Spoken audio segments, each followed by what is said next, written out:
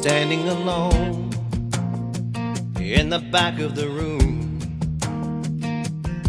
a fake smile on my face, 'cause that's just what I do, trying to hide the pain of the hell in my life. I'm feeling so worthless, no matter how hard I try. Then someone walks up, they look me straight in the eyes. They see deep in my soul and can hear my heart cry.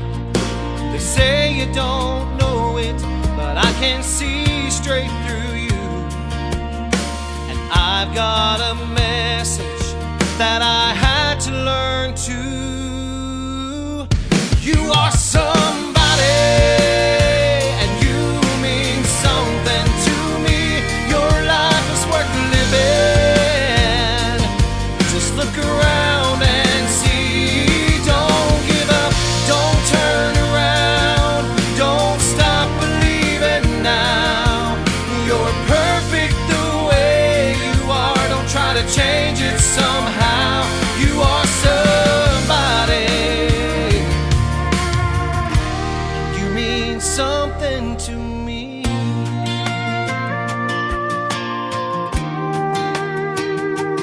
Ooh.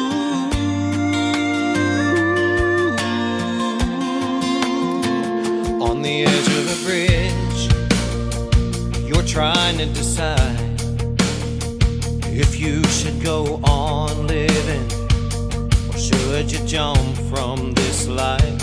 Those who should love you say your life is a sin. You're feeling so helpless, you think you'll never fit in.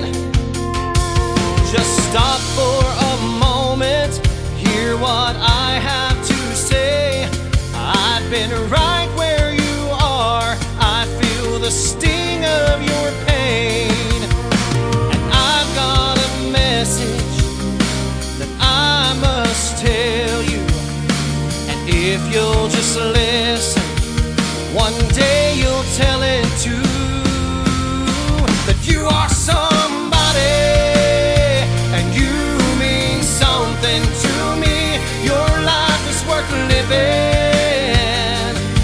Just look around and see. Don't give up, don't turn around, don't stop believing now. You're perfect the way you are, don't try to change it somehow. You are somebody,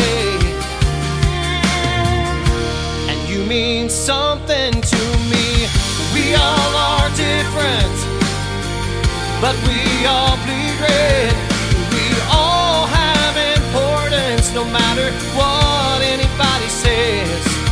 If we see our neighbor struggling as we walk down life's road, take time to show compassion and let them always know.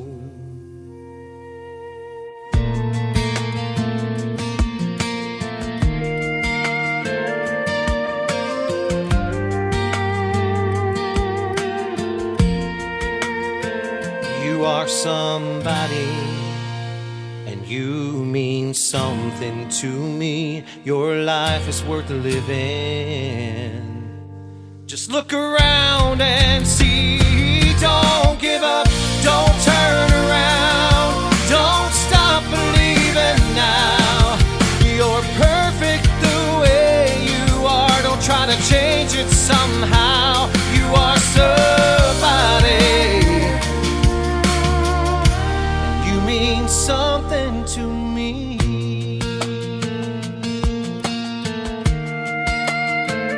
You are somebody,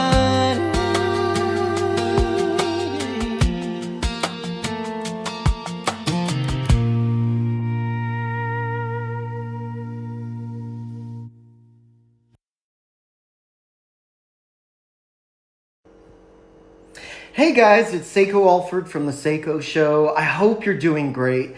Guys, we're doing another music spotlight tonight, And it's also a world premiere coming up on the 20th. Travis Dean, he wouldn't believe it. He invited me to his home here in Hendersonville, Tennessee. So if you hear his puppy running around the house, that's what you're hearing. But I want to say thank you so much for allowing us to do a world premiere on your new single. Welcome to the show, Travis Dean. Thank you so much. I'm glad to be here. So how many times have we done this? I think this is our third or fourth, right? I know I did one with your radio show. And Yeah. then me and Seth did one with you, I believe. Oh, yeah, as a that's couple. right. Yeah. And then we did the Christmas show this past year with the new Right. Christmas song. So then this will be fourth, I guess, Yeah. actually sitting down and being on a podcast. Well, thank you so much for sitting down with us. I know you're busy. You're always in the studio, and you've got a real 9-to-5 job. Tell me what brought you to this song, because I know you didn't write it recently. So I wrote this song, I believe it was in 2017 when I actually finished writing it. It took me about, I want to say it took me about a year to actually finish it. I got the first verse very quickly because I write in a weird spot. Like I write in a place to where it's me, but it can be to anybody. Yeah. So I try to write it in a form where you don't necessarily know I'm talking about myself, but I am. So the first verse came very quickly because I was in a dark place in my life, and when I moved to Branson, I hated who I was, and so and then I made a friend there, and she literally showed me that I'm okay to be who I am, and God still loves me. So that's where the first verse originated from, and then we got the chorus because that's exactly what she said to me. You are somebody, and you mean something to me. And so it kind of resonated, and I started believing that, like, you are somebody. And I was like, what a great message. So then we got the second verse to where it's dealing more with the suicide. And no, I never was on the edge of a bridge trying to jump off, but I did have suicidal thoughts. I went through things of thinking maybe I'd be better off not being in this world because I don't need to be here. So that's where the second verse comes from. So it just kind of it goes together. So I wrote this in 2017 when it was finished. Okay. And I've been wanting to put it out ever since then, but I'm like, I don't know how I'm going to do this. I don't know how I'm going to make this happen.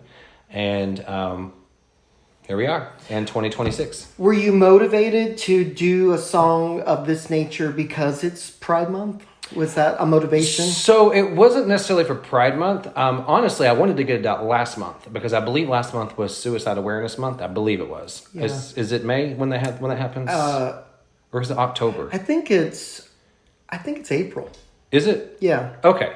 I wanted to get it out whenever that was. But then I put it out. And like I said, we were at church Sunday and we talked about this. Like, I'm not a huge pride person. I don't celebrate pride because I feel my pride's every day. Like, I'm proud of who I am. Yeah. But I do recognize it. And, me and my husband support it. We just don't necessarily go. But I thought, what a great month to put this out because there's a lot of people that's in my shoes that feel like they're not worth anything. They've been told they're going to hell. You're better off dead. So what a great positive message to put out to say, somebody loves you. Yeah. Somebody's there for you. And I'm that person. Even if I don't know you, like we said Sunday, I love everybody. I might not like you, but I love you. And I do. There's very few people I don't like in this world. I can tolerate everybody. So okay, yeah. Well, I know that about you because we've known each other for years, and right. and you've got such a big heart. I'm so excited that we can take a moment to talk about it. We're going to go through some of the lyrics in a minute, but I want to fully embrace this song. I think this is going to be your best single. I really do. I do. And it's a meaningful conversation to just sit down with you and break it all down. I know that the song touches on recovery, hope, mental health, the queer community, etc. Right. But it's really for everybody. Anybody that's having hard times can really put themselves in it. There was a gentleman when you performed it that was weeping at our church service. We just had a singing at our church, y'all. And he was crying through the whole thing. Several people were. So even a straight man had something that tied in with the song that he connected to. So I think this is a song for everybody. Well, I agree. And not that I'm ashamed of who I am. Don't ever think that. But when I do write, I'm always like, oh God, is that too close to the line of being too LGBT or too straight, because I try to write non-gender conforming, I want it to be for everybody. Yeah. And so the line in the second verse that talks about your life is a sin, your family's made you feel your life is, I forget, it's when I'm having to think of the words, unless I'm singing them, I can't think of what. But the second verse talks about those who told you your life was a sin, you're feeling so worthless, or whatever it says. But anyway, that line was like, ooh, is that too gay? But then I was telling my friend, and she goes, no, that could be for somebody that's been maybe anybody, a hoe. I mean, sorry for using that word, but or a druggie, or so people get told that all the time. Absolutely. So of course, from my standpoint, it was from a religious side telling me, you know, oh my God, you're dying and going to hell because of who you are. Mm-hmm. But I've saw that done to people that's just drug addicts. Yeah, you're worthless. Yep. You're such a sinner. God don't love you anymore. Yeah. Yeah. So that's where that line comes in from, and it's my personal view, but it can be taken anyway. So. Oh yeah, absolutely, and we saw it on Sunday. Right. I mean, everyone was crying, no matter how they identify. So I know that we've done this before, but for the folks that maybe are new here, because I'm on several other social media connections as far as where you can find the Seiko Show. We're not just exclusively on Podbean anymore. So I want to take a moment before we dive just a little more deeper into the song lyrics. Can you tell us a little about yourself, your journey into entertainment, what made you first realize that you were wanting to be a performer and start creating music? Wow, that's a loaded answer. I grew up, I've said this already, I grew up in the church. Yeah. And I still love church. Pardon, Pastor Michael, close your ears. I don't believe in religion. Yeah. I'm a Christian. Yeah. I believe that religion is an organized hate group that is used to promote their ideals and not necessarily what the Bible actually says. So I will never identify as a religion again. I just won't. I can't. Yeah. I just can't. Yeah. So do I still hold true to my holiness past? Yes. I believe Pentecostal ways, but standards-wise and some of the things they do, no. So yeah, I started out singing when Mom said, I don't quite remember, but she said she thinks I was about 2. Wow. They stood me on a piano bench at church, and the first song I ever sang was an old hymn song. If you know anything about Southern gospel music, was "He's Still Working on Me." Aww. That was the first song I ever sang in church. And then one of the second songs I remember singing was the song I sang Sunday, "Thank You, Lord, for Your Blessings on Me." So I sang that, and that was probably, about, my earliest memory probably is around 4 of singing in church. Standing by the piano while my grandma played. So we did that, and then as I got to about maybe 6 or 7, Dad started teaching me harmony, beating the harmony into me. If I didn't sing it right, I got a whooping. But me and Mom and Dad sang together as a trio all my life growing up. So we would travel to different churches and sing like in their fellowship meetings or revivals or whatever. And that's the last thing we did before Dad died. The night before he passed, we was doing a concert. And oh my gosh. So that's what we did. So I always loved singing. And then I won my first talent contest at school in 5th grade by singing "God Bless the USA." I got to go sing it at a basketball game, which I wasn't allowed to go to. So we had to call the principal and be like, what time is halftime? And Dad snuck me in right at halftime, and we had to leave right after because it was a sin to go to ball games because it's competitive sports. You don't do that. So I sang there. And then from there on, I started just kind of like messing around. I remember writing my first song, I believe I was 12 when I wrote my first song. Still have it. And I still got my songbook. It's a pretty decent song. It's a Christian song, gospel song.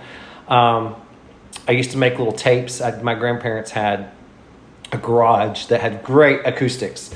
So I'd take my little tape recorder out there, and Mom was like, how'd you do that? I learned how to take 2 tape recorders, play the track on one, and then sing while that track. And then I learned if I recorded on that tape, I could put that tape back in that other tape recorder and sing with myself and do harmonies. So I was doing like 3-part harmony on my stuff. Mom still got those tapes somewhere. I'd love to get a hold of them one of these days and just see how awful they were. But so I've sang from there. And then when I got into high school, I continued doing music. I continued doing talent contests, winning those. And I'm not patting myself. I'm just thankful that God gave me the voice. Yeah. I don't think I'm the greatest singer in the world, but what I do have is passion.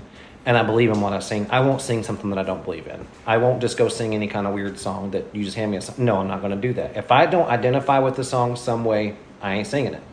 I had that with my band. I had a band probably before we moved here. And I always told them, I was like, y'all want me to sing these songs? I can't do it. I don't like it. I ain't going to sing it. So, so from high school on, me and mom and dad continued to sing, but I also began singing with my cousins. And we did our own little trio. We called ourselves Bloodbot. I made my first album. That was my high school graduation present to myself with my graduation money. I recorded my original songs on an original album in 98. So that was my first album, which I still have. So we did that. And then Dad passed away in 2002. So me and him and Mom and Dad, it was never the same. Like, Mom kind of just lost her desire to sing. Yeah. But I continued on with my other cousins. We continued doing concerts and stuff and opening for bigger groups, which was cool. And then we moved to Branson. I moved to Branson after I divorced in 2009. And that's when I became like my own individual and just started singing by myself. Then from there, I met a girl named JC Ray, and she'll probably listen to this. Y'all met JC at the wedding. Yeah. So me and her, we're best of friends. She's a great singer. She's a great country artist. It's like, let's do a duet. So we started singing together as a duet, called ourselves Amity Heart, which means friendship heart. That's what that means. Amity means friendship. So it meant something unique. Yeah. We got to do a big live TV performance, which was cool. We did some fairs and festivals. And then she decided to go have a baby and decided that was more important than singing with me. So we kind of just quit singing. We still talk, and we still want to do another album sometime again, or maybe just do a guest appearance in one of my songs. But I became just Travis Dean then. And that's not really my name, but my real name's Travis, but the Dean is, my middle name is not Dean. Oh. My middle name was actually Wayne, but when I went to trademark Travis Wayne, there was already a Travis Wayne that was in the country music world. Yeah. So I was like, well, what can I call myself? Because Travis Dotson just sounds, it doesn't flow. I mean, I love my last name, but it doesn't flow. Yeah. You know, you just got... Well, how did you come up with Dean? So I threw it out there on my Facebook page, because I have quite a few followers on there. And I was like, okay. So all my musical influences was like my grandparents and my dad. So my dad's middle name was Dean. So I was like Travis Dean. And my grandpa's name was Leonard. So I was like Travis Leonard. And his middle name was Eugene. It's like Travis Eugene or Travis Gene. What should we do? And everybody was like, you should do Travis Dean. It just fits. And I was like, well, how perfect? Because the fans did it. Yeah. And that's my dad's amazing. I didn't know that. Yeah. So that's I find out something new every time we do this. Yeah, that's where the Dean comes from. So I'm honestly honoring my father. Oh. And I hope he doesn't know about my life. Now, well, I feel like he does, and I feel like he knew, but I hope that he feels like it's an honor for me to use his name in my music. And I think he does. Aww. I really do. I do. Yeah, I think he knows. So when did you know music was your calling? Do you have an age where you went, I think I could do this? I don't know that I ever just fully knew. And here's what you'll learn about me. I mean, I know I come across as cocky and arrogant sometimes, just because no, you don't. I do it on purpose. It's a disguise. Because I'm very actually shy, and people would never guess that. I have no confidence in myself. So it's constantly a self-esteem battle with me. Like, I'm constantly like, oh, I look fat, I look ugly, I can't sing, that sounded terrible. And Seth's always like, you sound great as always. I'm like, no, I don't. Like, I hear every flaw, which is normal for an entertainer to hear their flaws. Yeah. We hear things that nobody else hears. But as far as I've known... Like, I used to lead the choir and stuff in our church, like our junior choir. I did that. So I've always known, ever since I can remember, that music is what I'm supposed to do. And here I am at 46 years old, still trying to figure out how to do it. So, and I may not ever get to be on a humongous stage. I mean, I was just at CMA Fest last week, and I was like, that'd be fun. But I'm like, Lord, I would crap my pants lot of people. 55,000 people watching you make a mistake. And they happen. And I'd probably be the one that, I don't know, I've gotten to where now if I make a mistake, I just laugh. I'm just like, that was stupid, But I've knocked myself in the teeth of the microphone before, just laugh it off. I mean, it hurts like hell. But you sit there singing, all of a sudden, bam, you hit yourself in the mic, and you're like, well, let's continue singing. Sorry for the blood. It's not a big deal. But I guess you could always say I've known, ever since I can remember, that music is what I'm supposed to do. It's my blood. So I just love it. And it's my out in life. Like if I start feeling some kind of way, then I can go to my music. Now, has there been times my song was stopped? Y'all know. I went through this last year. Just depressed. Just didn't feel like singing. And I'm still having issues with that. Like, it's a feeling of inadequacy, I guess you'd say, is I just don't feel adequate to be up there performing or whatever. And so it's a mind thing with depression. Yeah. Now, I went to some counseling, and that helped. So I'm slowly starting to find it back and getting this song out, pushing myself to go back to the studio, because I told you in December I was going to make a new album. Yeah. And all of a sudden, all that stuff came back again. I'm like, I just don't want to go. I don't feel like it. So when I went back, I decided for my birthday this year, that's what I was going to do, is go record this song. And we did it. And then my producer, John, shout out to John Panero at Perfect Image Recording. He's like, dude, you don't have to release an album. He's like, most of these artists now are just releasing. They're just dropping songs. Yeah. He's like, so every 6 weeks, just come to the studio and record a new song. Yeah. So it takes about 10 weeks before it's all out.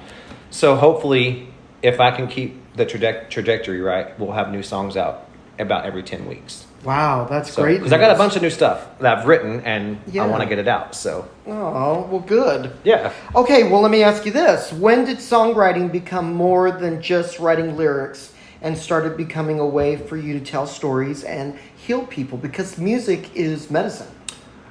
Well, I've always liked to write. Even English was my favorite subject in school. Oh, wow. I hated math. I hated everything else, but I loved history and I loved writing reports. Yeah. So, and I also enjoyed literature because we'd had to write book reports, and sometimes we had to write like poetry and stuff. So that's something I've always enjoyed, was just, I've got stuff from when I was 15, I think it was. I wrote a whole vacation Bible school, all the curriculum for it. Like I figured it out myself. It's called I'm a King's Kid. I wrote the song for it, the theme song for it.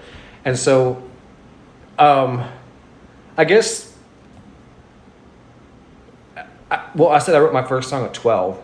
So that's when Mom and Dad realized, like, oh, wow, you actually kind of have a gift there. Like, and sadly, like, now that I'm 46, I think my ADD, whatever it is, ADHD has finally kicked in. It does hinder me in my writing because I'm like, oh, squirrel, oh, rock. I can't stay focused long enough to really write like I want to. But earlier in my childhood, that was my out. Like if I was feeling some sort of way, just write it out. And I never really was a journalist, but I could write music. I could write poetry to say how I felt. And obviously back then it was all about church. So however I was feeling about church, if I was going through a low place in my life, well, I'd write a song about going through low and how God's going to bring you out. Or if I was feeling like we had Holy Ghost filled church services. So if we had a good shouting service, I might go home right back, the power of God's how it's going to flow tonight, and write something like that. So it would all come through just my feelings. And used to, it would come all at once. Like I just get the whole thing all at once and just write a whole song out in just a few minutes and get the melody and everything. Now it's like, oh, better jot that down before I forget it. And then I'll come back to it. Just like we haven't got there yet, but the song that you're going to ask me about after a while. Yeah. I do know you're going to ask me about that because you told me. Yeah. I only literally got like 2 lines of it. I just know when to write that song. And I'm like, okay, so I put that in my notes in my phone. Yeah. And then I'd come back to it and write it. I was, well, how do I want to make this happen? And then you just keep writing. Yeah. So that's how it comes about. Oh my gosh, amazing. That's a God-given talent. Is it? Or is it a curse? No, I think it's a talent. It's a talent. Well, you guys heard the song at the beginning of the show. I think that's just God-given talent. This new song carries a very important message. What was the moment or the experience that inspired you to write it? When did you say in 2017, wait, I've got something here? Oh, Lord, you're asking me to go back 9 years almost. I don't know. Honestly, and we've touched on this in the previous podcast. If you want to go back and listen to it. Yeah. You know that I've been through a lot with Seth. Uh-huh. So, very vulnerable during that time. So, lots of thoughts, lots of things that's going through my head. So, I think that I was kind of going through that dark spot again. Emotions were high. Yeah. So, it was like, I knew I already had that written. And so, I just began working on it. Wow. And I also wrote another song called Highway 39 during that time. And that was a song about being back at home and the things that I missed. It was like I was in a very emotional state in 2017. Like that was one of the hardest years of my life. But it was also some of my best writing I've done because I was writing from an emotional state. Yeah. So I think that's what transpired to get me to this song, to actually just put it down on paper how I was feeling and honestly giving myself a message. Yeah. Again, I was writing to myself, like reassuring myself, like you're worth something. You're not worthless. This is because during that time I was told a lot. Like we went through a lot with that. Told it was my fault that's what happened to Seth, and that they would pray for me, but God was trying to show me that what I was doing was wrong. And then one of my very best friends literally went back and told all my friends that this all happened because of drinking, when that was never even a thing. And so people was like, oh my God, did you hear that Seth had a major seizure because he was a drunk? He's an alcoholic. So coming out from that, having to face it once we finally got out of the hospital and go back to the real world, it was crushing. It was very crushing to have to deal with that stuff. Yeah. Not only do I have a husband that's sick and I'm trying to get him better, I'm dealing with the negativity of people saying, pardon me, Mom, if you're listening, stupid shit that they shouldn't be saying. Yeah. Like, if you don't know what we're going through, then shut up. Yeah. So I was in a vulnerable spot. Like, I did feel worthless. Absolutely. So I had to put those thoughts in my head. You can do this. You're all right. You got this. You are somebody. You can do this. Like, you're not worthless. Thank God that you did. Right. Thank God that you jotted all that down. You know, many people in the queer community have been, facing rejection their whole life. Loneliness, I know all about that, or mental health struggles. What do you hope listeners from our community hear when they listen to this song in particular? I want them to find hope. Hope. That's the main thing. That because, like I just told you, you just talked about being lonely and feeling like you had nobody. Yeah. I know what that feels like. Yeah. I still feel it sometimes. Yeah. I know what it feels like to feel like nobody loves you and that you're just worthless. Yeah. So I'm hoping, I would love this song to go somewhere big. I really would. Even if it's not me singing it, somebody would just take it. And because it is a good song. Even if I did write it. I don't care. If I wrote it, it means a lot to me. Yeah. I want people to know that you don't have to end your life because someone don't think you're good enough. Because you do have a purpose in this world. Absolutely. There's a purpose for every single person, whether you're straight, whether you're black, whether you're gay, whether you're trans. I don't give a crap. You got a reason for being in this earth. And if nobody else can tell you, take those words that I'm writing and know that I truly mean it when I say, I love you. You mean something to me.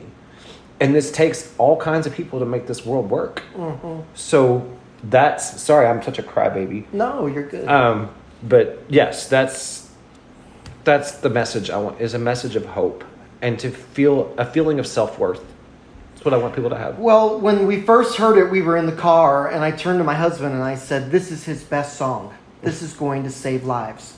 And that was the mix before it was mixed. It was like a pre... Y'all heard the Chipmunk version? Yeah. Oh my gosh, it was so good. I mean, Michael was like, oh my gosh, play that again. Like we were just in the car. And it moved us so much. I think this is going to be one of those big songs that sticks with you through your career. Yeah. Because it's going to change lives. It's going to save lives. That's what I've been saying. Was there a particular lyric or section of the song that was especially difficult or meaningful for you to maybe share and write?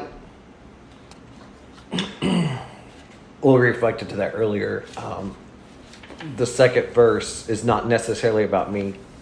Yeah. But it kind of is. And the line in there that says... sorry, I need to look at the words for a second. Yeah. You've got them right there. The second verse says,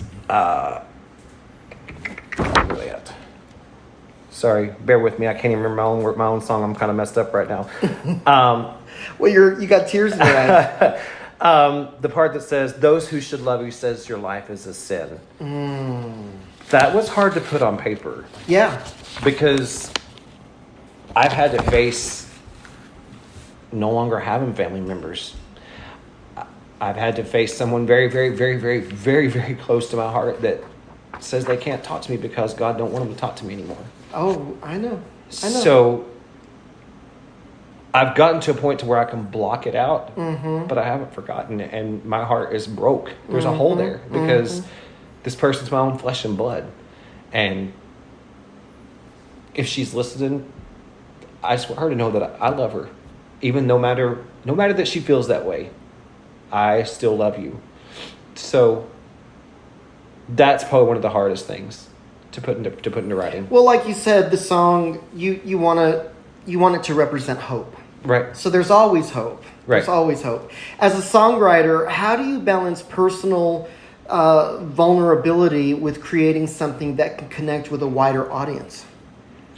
I honestly don't think about it. You don't. Yeah. I just don't. You just write for all. Yeah.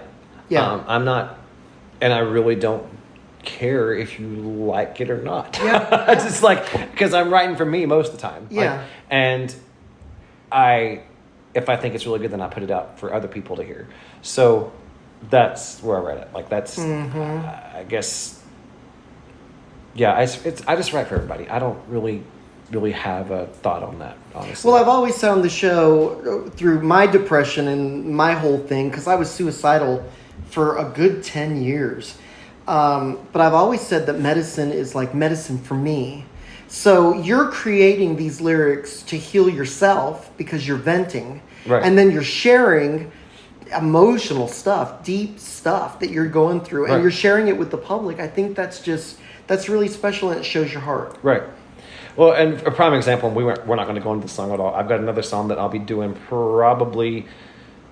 We've got the next one coming out, then I've got the next one that's going to be about my daughter. Then the next one after that will be my son's, and then there's a song about my daughter. And there's another one that I've written that I'm hoping to have out, if not by the end of the year, by the first part of next year. Okay. It is literally about me leaving the Holiness Church. Oh. But my friend was listening, and she goes, okay, well, because I know who you are, I know that song is a big F you to your past. She's like, but honestly, if I'm listening to it, I can take it as goodbye ex, goodbye somebody that's broke my heart. So I try to write vague, but I know what it means. And unless you really know me, you don't know what I'm writing about, but you take it to mean something totally different for yourself. Yeah. So that's my style of writing. Oh, I love it. I love it. Little mysterious. Well, and it suits everybody. Well, and my songs too, like that one, I kind of want it to be one of those songs like when you listen to it, like, wait, is he talking about me? Because some of that sounds familiar. So that's kind of what I do. Like, it's a little facetious, but a nice facetious. I love that. I love that. Your creativity shines through in the project. I've loved this song from the beginning. Can you walk us through your songwriting process from your first idea to finished recording? Like in this particular situation, we're talking 2017 all the way to 2026. Almost 9 and years. it's finally happened. I don't know that there is a process. It's just kind of chaos. But you always remembered it? You always said, I'm going to record it someday? Yeah. Well, this one, there's certain songs that you write that, there's some that you're like, oh, okay, that's cool, that's great. Like, I'll record it one of these days. But then there's other ones that's like, that one really is personal. Like, it's very personal. So I remember when I wrote this song, I asked my friend Matt at work to read it at work, and I didn't even like have the melody to it right yet. And he was like, that's really good words. And I'm like, yeah, I'm going to record this. Like, I'm going to record this soon. And that was in 2017. Wow. It was written, I actually wrote the second verse on those little receipt papers that you take people's orders on at work. Yeah. I had my notebook and I was writing down the second verse. And I was like, what do you think about this verse? He's like, that's really deep. Like, I was like, well, he's like, you're talking about killing yourself. I'm like, well, kind of. That's what it's about. So, I guess this one just kind of, I just wanted the right time, and I don't know. I just felt like it was right finally to get it back. I have been telling Seth for a long time that I want that song. I like that song. I think I need to release that song, but I could never find the time to get it out, and it just didn't seem right. But it hit right now because of Pride Month, and it's just the right time. And I also think why I was so hell bent on getting it out now is because of what I went through this last year. Just that dark spot of them trying to put me on SSRIs or whatever they could put me on to get me happy again and love myself again. So, and thank God I didn't ever take any of them. I'm stubborn. I don't like medicines. I don't either. Screw it. I'm not taking that because I know it can make me worse. So, a little bit of counseling, and finally I called the counselor and I was like, I'm done. Are you sure? If you need to call, come out. I'm like, I'm fine. I've got this. And so I've slowly just been digging myself out. So recording this song was kind of another healing spot for what I just came through with my depression. So I love that. And thank you for being so open and vulnerable. I know that there's people listening right now tonight that are struggling with depression or anxiety or thoughts of self-harm. And we know what you said earlier. You said you got to give them hope, just like Harvey Milk used to say to so many people. Right. When people hear this single for the first time, it really brought up a lot of emotions. You sang it live at a church service on last Sunday, and there were people, straight, gay, non-binary, that were weeping when they heard the words that really probably put them at a memory or a hurt. It took them right to it. So the conversations that are probably going to happen with this song, that's good news, because when you talk about it, you vent, and the sack you're pulling behind you gets lighter. Years from now, when people look back at this song, how would you like it to be remembered, or what impact do you hope it has made on the world? Well, I've always said my own motto is to save the world one song at a time. Yeah. So I just hope that 10 years from now, if this song is still being played, and I hope to God it still is, I hope it gets somewhere and starts playing. Yeah. I hope that I can eventually get fan mail that says, hey, thank you so much for saving my life. Thank you so much for making me realize that I do have self-worth. I'm worth it. Because of you, because I heard those words, like, I listen to it every day, and it was my daily mantra that I had to get up every day and listen to this song, just because I had to remind myself every day. And because of that, I'm now a successful businessman, or I've been successful in my life, because I felt like that I was nothing. So, and I do believe that, and I'm the world's worst at it. You have to constantly remind yourself every day, positivity. And I work in a negative job, so it's hard for me to do that. Like, instead of me wanting to burn the place down, I should be like, oh, thank you so much for being so mean to me. But we do need to. I think also, too, is, I'm going to get a little political for just a second. No, that's okay. But I feel like we're living in a time right now, and I don't care which side of the fence you're on, whether you're Republican or Democrat, they all suck. Every single one of them suck. I agree. So we're living in a time where it's okay to cut people down and to call them derogatory names and to make you feel you don't know what a person's thinking in their mind anyway. And those one nasty words that you say could be the trigger to push them over the edge. I'm not saying that what was done this past Sunday at those UFC fights that was said that I totally disagree with. But what if Michelle Obama heard that and she was like, you know what? I'm sick and tired of people saying that. I'm just going to end my life. That's crazy. So I guess one thing I want to say is, this song really doesn't say it, but I think we all need to spread a little love. Yeah. And you was talking about it bringing up feelings.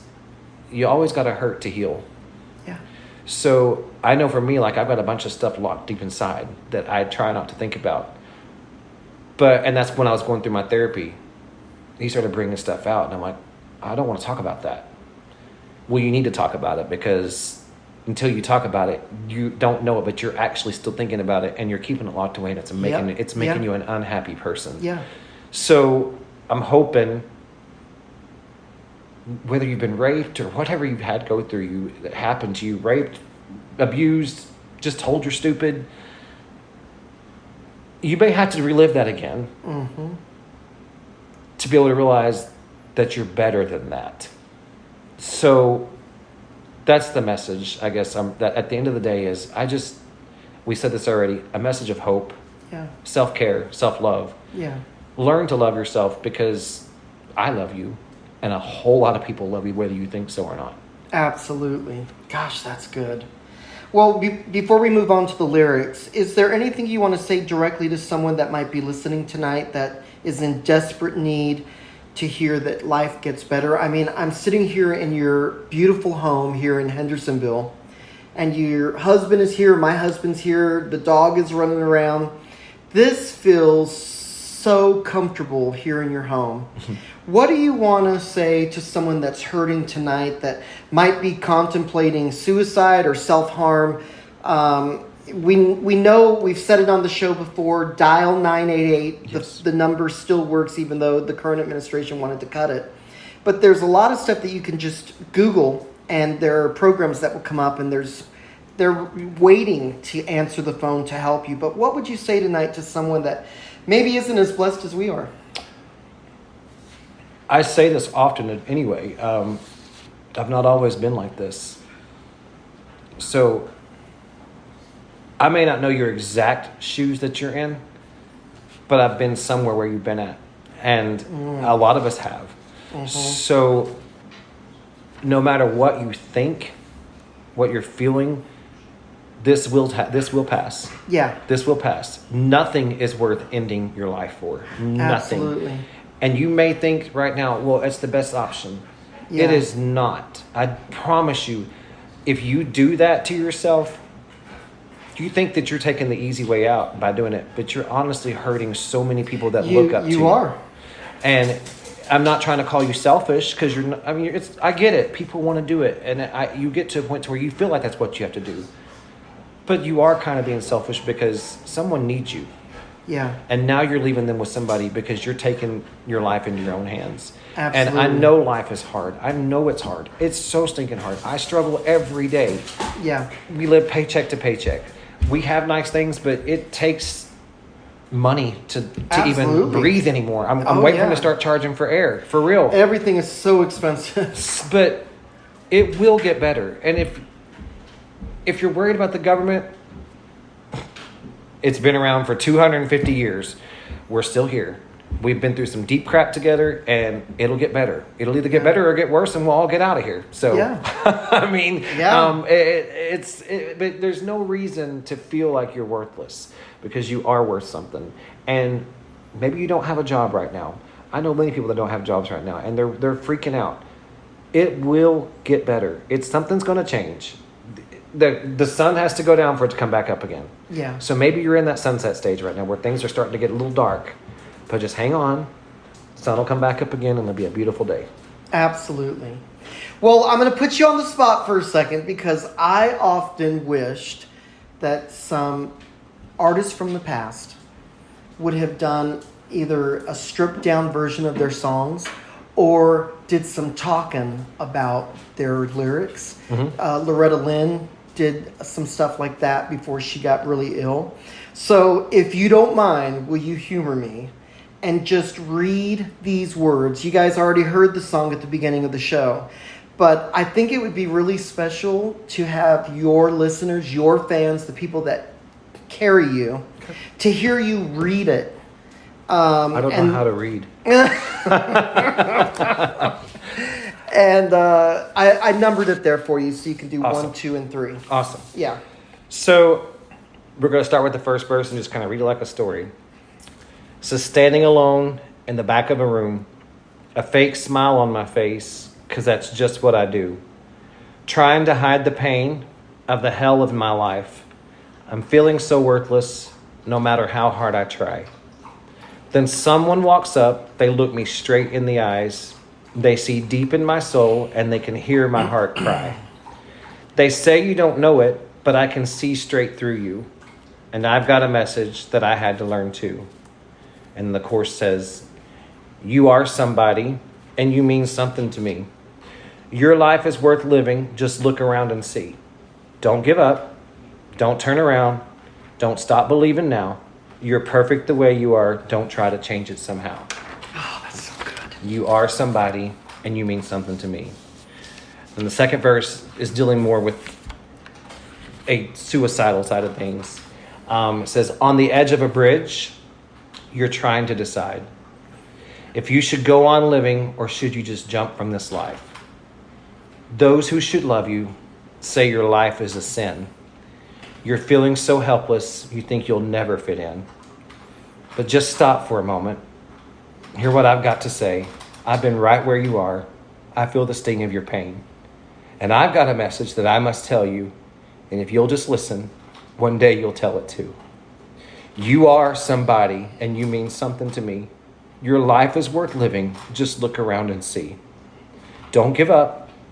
Don't turn around. Don't stop believing now. You're perfect the way you are. Don't try to change it somehow. You are somebody and you mean something to me. And then we have a tag that goes in and it says, we all are different, which we are, but we all bleed red. We all have importance no matter what anybody says. If we see our neighbor struggling as we walk down life's road, take time to show compassion and just let them always know. And then we end again with, you are somebody and you mean something to me. Your life is worth living. Just look around and you'll see. Don't give up. Don't turn around. Don't stop believing now. You're perfect the way you are. Don't try to change it somehow. You are somebody and you mean something to me.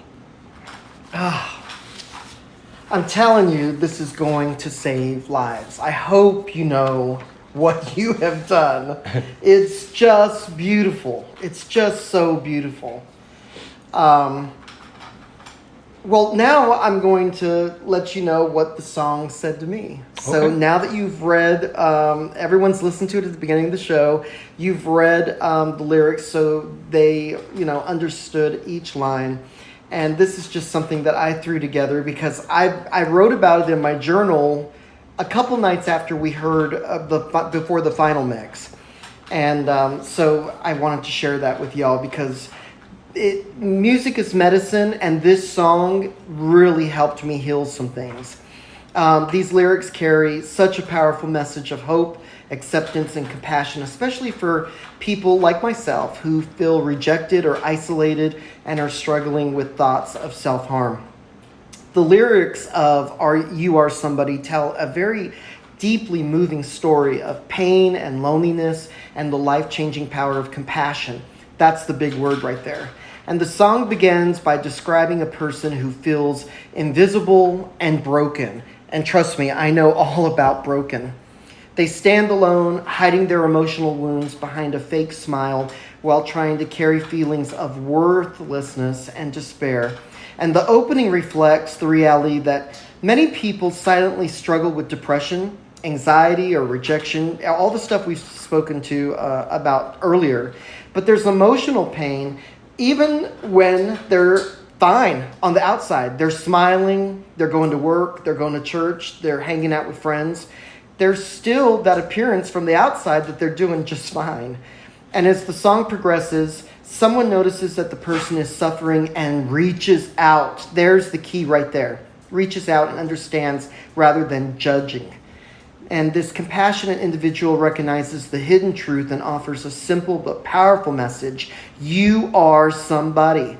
And like I always say, we were sent here, gay or straight, as a gift from God. And you mean something to me. That's what they say. These words remind the listener that every life has value and purpose, even when they cannot see it themselves.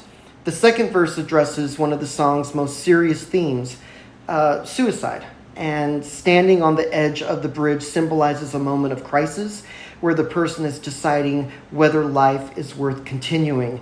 The lyrics go on to acknowledge the pain that was caused by rejection and for those who should offer love and support. And this can be especially meaningful for members of the queer community, my community, our community, who may have experienced discrimination, exclusion, and condemnation because of who they are. The chorus serves as the heart of the song. It encourages listeners not to give up, not to lose hope, and not to change who they are in order to gain acceptance. The repeated message that a person is perfect the way that they are emphasizes equity, equality, and self-worth along with dignity. Ultimately, the song teaches that kindness can save lives. I believe this song will do that. And its closing message reminds us that all people are different, yet equally vulnerable and valuable. By showing compassion and reminding others that they matter, we can bring hope to those who feel alone and help them find the strength to keep going. And so I wanted to share that because it pulled at my heart. And when something grabs at me, I immediately run to my journal and just start dishing out everything. So I want to say, I might be the first fan that says this to you. I want to say thank you. Number one, for sharing. But also, you helped me heal in ways that I haven't been able to in a long time. I carried those suicidal years as an embarrassment. I can't tell you. I'd be a very rich person, guys. I'd be a very rich little gay guy if I had a nickel for every time I was holding a switchblade, contemplating if I wanted to continue with the day that I was in at that moment. And that went on for 10, 11 years. I am so grateful for this song. And like I keep saying from the beginning, this is a journey that I think you're beginning, and it's going to heal and help everyone that hears it. And I challenge you guys tonight. You heard it at the beginning of the show. I want you to go back and download it. I want you to go find Travis Dean Music and buy this song for yourself so you have it in your library when you're down and you're hurting. Where can people find Travis Dean Music? So I'm anywhere that you can download music. I'm out there on the main platforms like iTunes, iHeartRadio, Spotify, Deezer, which I don't even know what Deezer is, but it's a thing. There's so many things. YouTube. Yeah. We are working on, thankfully, through the power of AI, we're trying to do a music video to it because I don't have a budget to do that unless somebody wants to donate me about $5,000 or $6,000. That would be great. But we are going to try to do like at least an AI video because AI has such great technology now to where you can throw a song in there and it can generate ideas of what it thinks you're supposed to do. Yeah. So we'll see. I may not get it out. If nothing else, we'll at least get a lyric video out to it. So it will be on YouTube. So you can find me there. You can find me on Facebook. I'm trying my best to be better about being on Instagram. I'm terrible. I'm old, so I do Facebook. I don't do Instagram that much, but I'm trying to do better when I post on Facebook to post to Instagram as well. And then Threads is new. Yeah. I'm like, I don't know what this is a spin-off of Facebook or Instagram? It's both. Oh, it's both. So it's owned by Lordy Meta. Lord, so there's so many. I don't do X. Neither do I. I just don't. I have my reasons. So I don't need to get verified in there and pay to be verified. So, but I will say, whoever's listening, please, for not just me, but any small artist that's trying to make it, please don't just go listen to the song on YouTube. If you like it, share it. And don't just go to our pages and look at them, like them. Yeah. Because we're living in a world of technology where you have to have thousands of likes and hundreds of likes to be able to get any kind of freaking attention. Yeah. And, people say, why don't you just buy them? No, I'm not trying to get banned because you can do that, but I would never do that because it's usually fake people from another country and it's a whole algorithm. But please go on to our pages, our social media pages. I do have a website. I'm going to try to get it updated. I've been in a slump, so it's not been updated for a year. But I told Seth we're going to try to get that updated this week. So www.travisdeanmusic.com. That will also have links to my Facebook, all that good stuff. So you can get on there. And I'm hoping, like I said, to update it with some new pictures and things. I don't like taking pictures. I've gotten fat, so I don't really like doing pictures. But now my Snapchat friends would lie and say I'm lying because I send them pictures. But no, I really do. Please, if nothing else, listen to the song, listen to the lyrics of it, and if it moves you in any kind of way, share it because you don't know. Maybe somebody needs to hear it that may not mean much to you, but maybe it means something to somebody else. Oh, it's gonna mean a lot of things to a lot of people. We are trying to work too on a little bit of product. I've been looking at. We're just trying to figure out how to budget for it.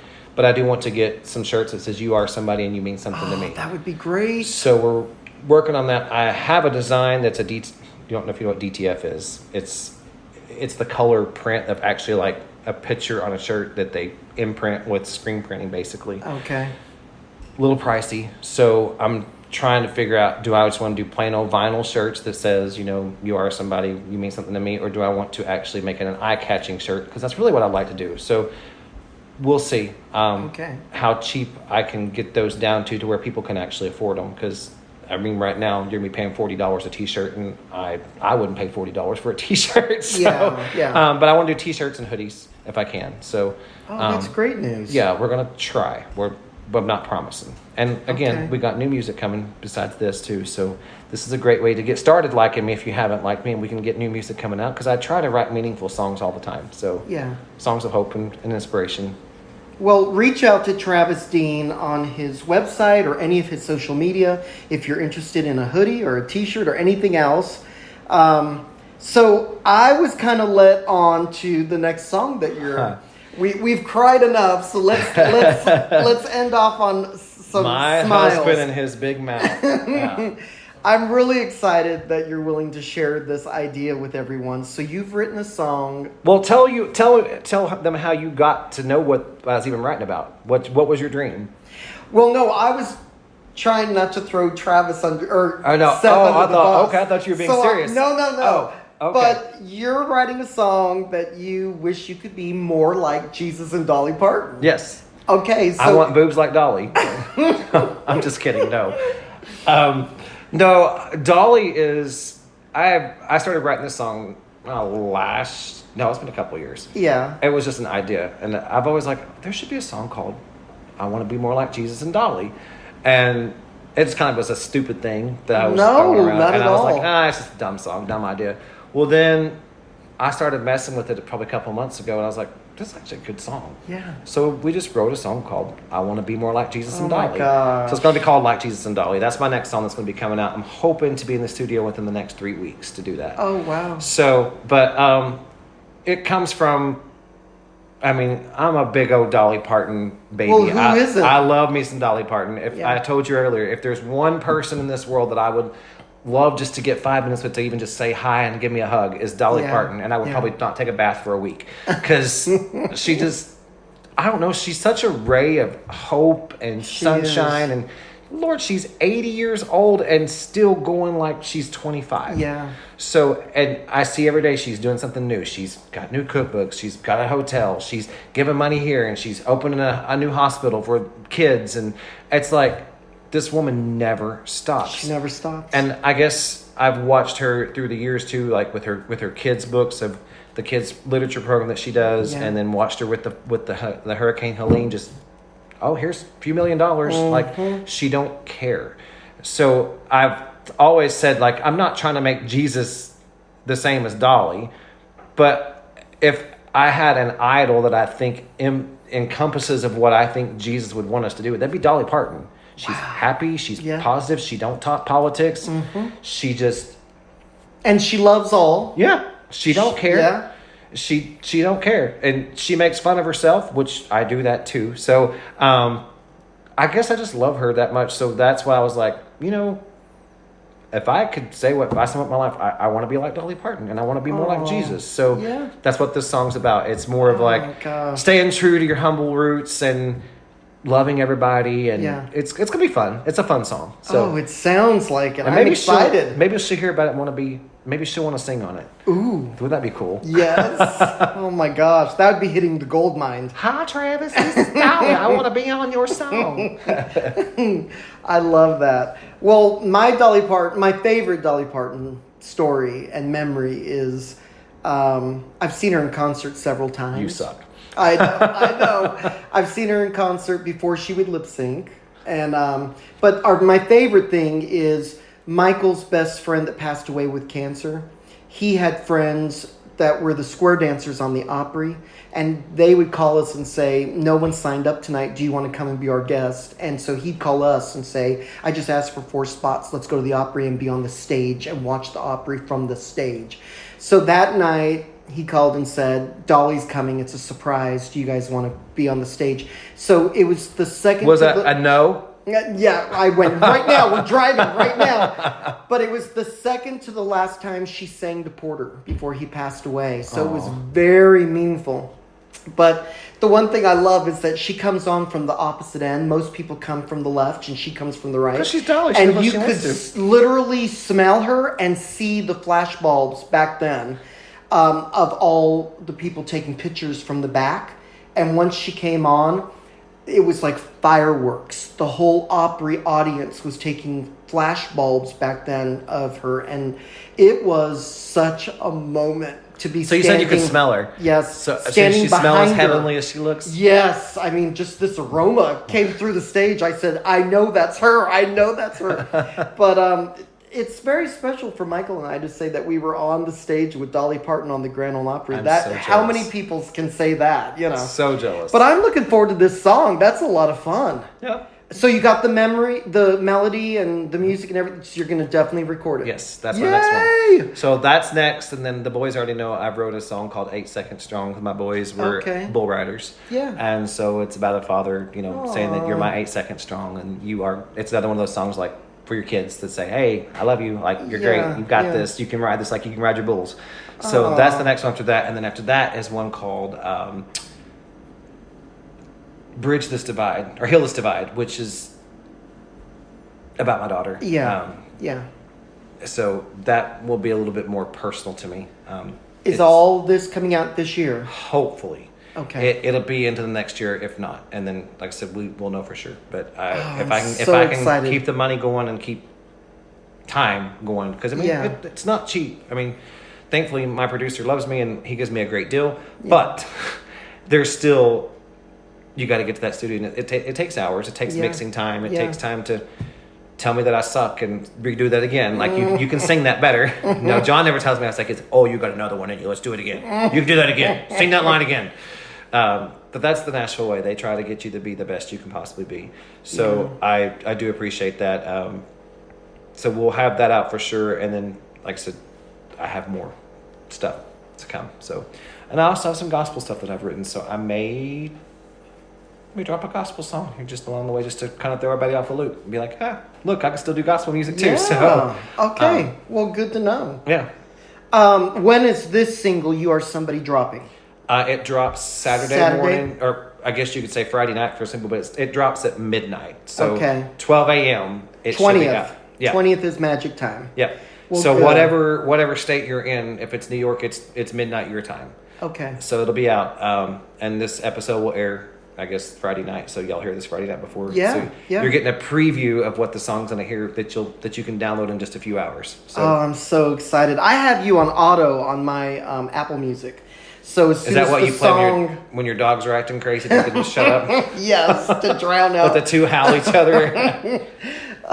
If you enjoy topics like this and music spotlights like we've been doing several times now with Travis Dean, won't you please, I'm asking you as listeners of the show, I've always said this is your show, you're the listeners, please go and like, share, and follow over on Travis's channels, and make sure you download that song at midnight on the 20th. If you have any questions about anything here on the show, we'd love to hear from you. 615-805-4363. If you're shy and you don't want to do a voicemail or a text, you can send an email, theseikoshow@writeme.com. Again, Travis, all his information is on travisdeanmusic.com. We've had a great time tonight. Thank you so much. Can I say one thing? I want to say thank you for giving me a platform to be able to talk a little bit. Let me cry like a baby. And again, like you already said, please download the song. And I want to plug somebody else. I know he's kind of famous, but if y'all haven't heard Ty Herndon and Michael Passon's version of Testify to Love, I love Avalon when Michael Passon's with Avalon.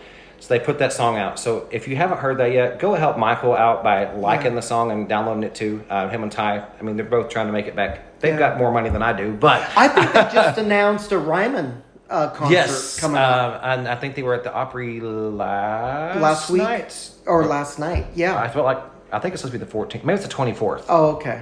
Maybe it's the Ryman on the 24th. It's coming up. But they're great. I love Ty. Yeah. I know Ty. I've talked to him several times. He's a great guy. Yeah. I've never met Michael, but I would love to meet him. He seems like a sweetheart. So, and he's got kind of the same story with the music side of things that we've had with my religion. Like he lost his group because of who he was. So he's just now finding who he is again. Wow. And finding his voice. So if you haven't heard Testify to Love, which is an old song, Winona did it, but their version's really cool. It's really good. Download me first because I'm not famous. Yes, Travis first. But then go find their music too and download it and help them out. They Absolutely. What else do you want to share before we cut out? I really don't have anything else. I just want to say thank you to all my listeners, all my supporters, and if you're not a supporter yet, please, go to my page, like it. I don't ever get on there and ask for money. I'm pretty mediocre. Just follow my music and get it out there. That's what all I want. And also thank you, Sean.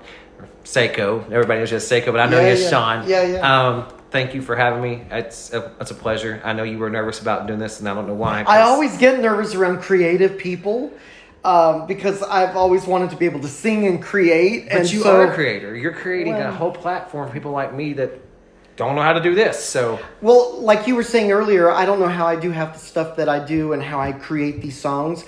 I don't know how I'm doing this right now. It's kind of like an alter ego. I was talking to Michael about it and a friend of ours, Anthony. I don't know how I'm doing this right now, but there's a switch that happens. I don't really talk in public, but when I'm around some candles and a microphone, something happens and I'm able to do this. Should I bring the smoke machine next time yes. to make it more vampire-ish for you? Absolutely. I'm always being joked at because I don't like bright lights. I don't like beaches or sunny days. And so everyone calls me a vampire. But that's another show. We'll go to the dark side then. Anyway, we hope you guys enjoyed this bonus episode. And if you would, please like, share, and follow this episode. I know there's people downloading from Sri Lanka. I looked up New Zealand, Hong Kong, Germany, and a couple other people. Of course, Canada is my biggest fan. We were on the charts there last month. So thank you for Canada, listening. start liking my music because Canada's a great place to get started. Absolutely. You can usually get big tours. names have come out of there. Yeah. So...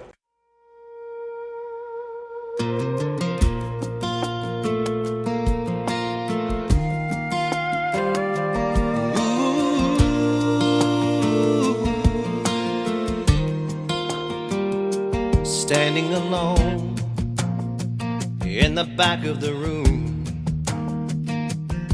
a fake smile on my face, 'cause that's just what I do, trying to hide the pain of the hell in my life. I'm feeling so worthless, no matter how hard I try. Then someone walks up, they look me straight in the eyes. They see deep in my soul and can hear my heart cry. They say you don't know it, but I can see straight through you. And I've got a message that I had to learn to. You are somebody.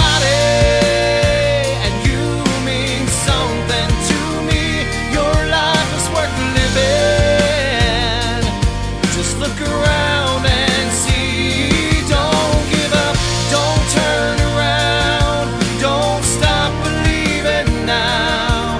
You're perfect the way you are, don't try to change it somehow. You are somebody. You mean something to me.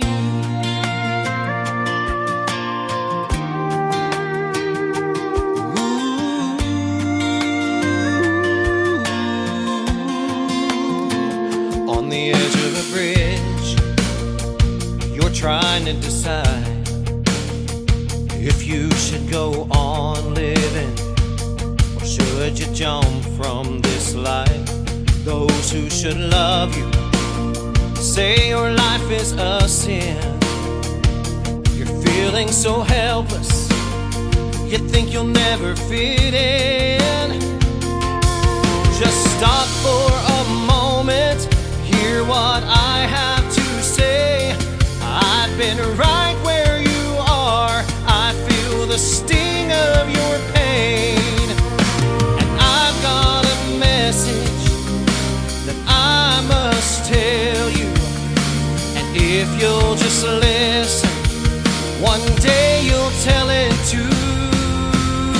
That you are somebody, and you mean something to me. Your life is worth living.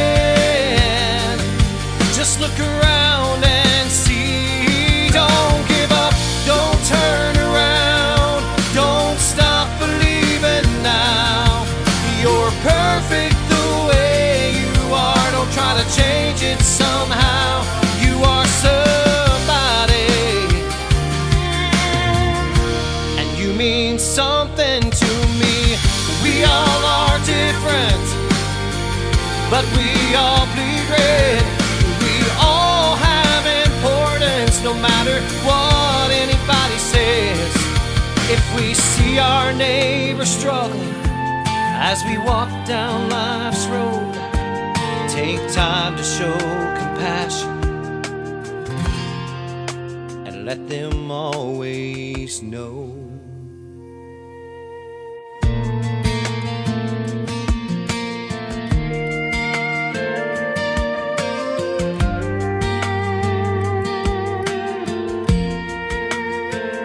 You are somebody, and you mean something to me. Your life is worth living.